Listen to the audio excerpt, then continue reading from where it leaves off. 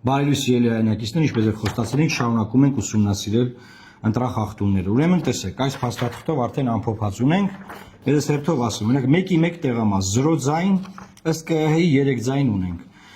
Այսինքն մեր արձանագրությամբ 3 ձայն ունենք։ 1-ի 9, ըստ ԿՀ-ի 0 ձայն, մեր մոտ 2 ձայն։ 1-ի 10 0 ձայն, մեր մոտ 6 ձայն։ 1-ի 11 0 ձայն, մեր մոտ 8 ձայն։ 1-ի 13 0 ձայն, մեր մոտ 4 ձայն։ 1-ի 16 0 ձայն, մեր մոտ 7 ձայն։ 1-ի 18 0 ձայն, մեր մոտ 4 ձայն։ Նրանք հետաքրքիր են նրանք, որոնք որ 31-ի 32 4 ձայն են գրել, 10 ձայն ունենք։ 31-ի 34-ը 6 ձայն են գրել, 19 ձայն ունենք։ 34-25 3 ձայն ունենք 0-ա գրված էլի։ 35-19 0 ձայն 1 ունենք։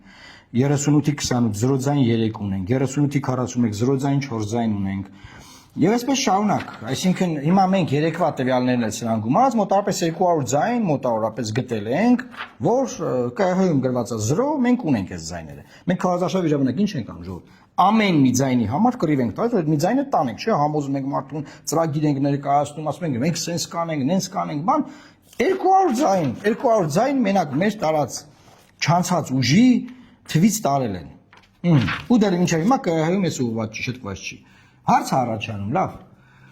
Երեկվա իմ ուղի եթերը դա հաղորդում էր հանցագործության մասին։ Ինչ որ մեկը դատվել է այս տվյալները սխալ մուտքագրելու համար, այսինքն ի՞նչ է տեղի ունեցել։ Ձայնը կա, ինքը 0-յա մուտքագրել։ Մեկի նկատմամբ քրական հետապնդում կա, չկա։ Գնացինք առաջ։ Այս էլ արձանագրությունները իրանք լրիվ տեսնում են։ Երեկվա ասածս ԿՀ-ում դեռ շտկած չի։ Հաջորդ բան, ասում են ինչ եք անելու, բայ հիմա ինչ եք անելու, ամեն ձայնի հետևից գնացեք։ Ժորժ ջան, ամեն ձայնի հետևից գնացել ենք, հեսա ձայները։ Հիմա հաջորդը։ Խորհրդարանական ուժերը ունեն ամեն հանձնաժողովում 2-ական հանձնաժողովի անդամ, խորհրդարանական ուժերը։ Այս 2000 տեղամասերում ունեն։ Իրենք ունեն ավելի շատ բազա։ Ես զարմանում եմ խորհրդարանական ընդդիմադիր ուժերն դեռ նստած։ Ոնց է եղել, որ բանը մեր ձայները, ասենք, դառնում է 0։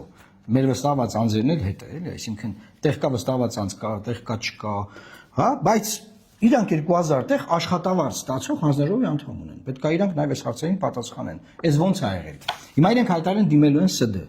որտեղ այդ հանձնաժողովի անդամներով երևի ավելի շատ տվյալներ ունեն կեղծիքների մասին։ Եթե ունեն, շատ լավ, պետք է դրանք հրապարակեն։ Ավելի լավ է դրանք հրապարակեն, քան դիմեն ՍԴ։ Ասեմ ինչու, որտեղ ժողովրդի վստահությունն ավելի կարևոր է, քան ՍԴ դիմելը, որտեղ ՍԴ-ն ինչ է ՍԴ-ն։ ՍԴ-ն, ասենք, Նիկոլ Փաշինյանի սահմանադրական դատարանն է։ Նիկոլ Փաշինյանի անվան սահմանադրական դատարան, ասենք մեն դիմեն, հետո ՍԴ-ն ասի ամեն ինչ նորմալ է, էլի ինչ են անելու։ Դրա հիման վրա գնան մանդատները վերցնեն, նույն բանը եղել է 21 թվին։ 21 թվին էլ նույն բանը արել։ Բայց նայեք, ՍԴ դիմողները մենք չենք, իրանք են։ Թող քննարկեն, թող որոշեն։ Մենք շարունակենք այս հարցով զբաղվել։ Տարածեք եւ լավ մնացեք, Աստված պահապան Հայաստանի Հանրապետությանը։